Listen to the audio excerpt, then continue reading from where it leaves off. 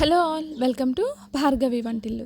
ఈరోజు వీడియోలో ఈ సీజన్లో మొదటగా వచ్చే మామిడికాయతో పులిహోరని సింపుల్గా ఎలా ప్రిపేర్ చేయాలో చూపిస్తాను.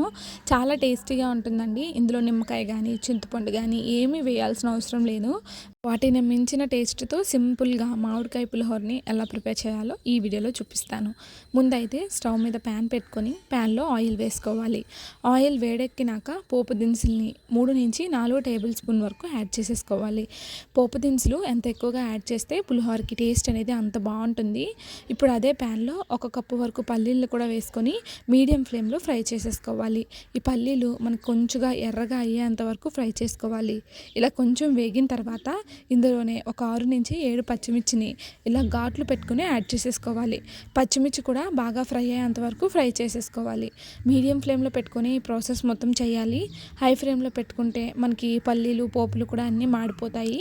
సో ఇలా వేగినాక 1/2 టేబుల్ స్పూన్ వరకు పసుపుని కొంచెం ఉప్పుని కూడా యాడ్ చేసేసుకొని మొత్తం బాగా కలుపుకోవాలి. పసుపు పచ్చివాసన పోయేంత వరకు ఫ్రై చేసుకుంటే సరిపోతుంది, ఎక్కువ ఏం అవసరం లేదు. పసుపు ఎక్కువగా యాడ్ చేసుకోకండి, చిటికెడు యాడ్ చేస్తేనే టేస్ట్ బాగుంటుంది.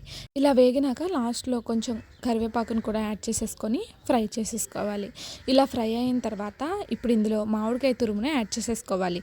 ముందుగా 1 లేదా 2 మామిడికాయలు తీసుకొని ఇలా తురుముకొని పక్కన పెట్టుకోవాలి.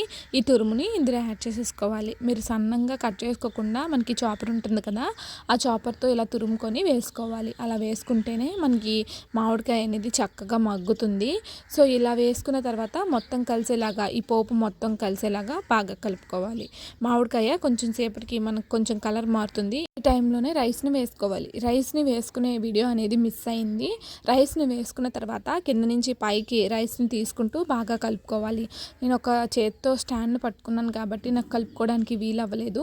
తర్వాత మొత్తం కలిసేటట్టు ఈ విధంగా కలిపేసుకోవాలి.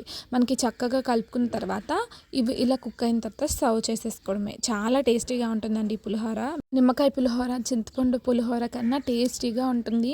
ఎప్పుడైనా పులిహోర తినాలన్నప్పుడు ఈ సీజన్లో క్విక్గా తయారు చేసుకోవచ్చు ఈ రెసిపీని మీరు కూడా ట్రై చేసి మీకు ఎలా కుదిరిందో మీ ఫీడ్బ్యాక్ని నాకు కమెంట్ చేయండి. వీడియో నచ్చితే లైక్ చేసి సబ్స్క్రైబ్ చేయండి.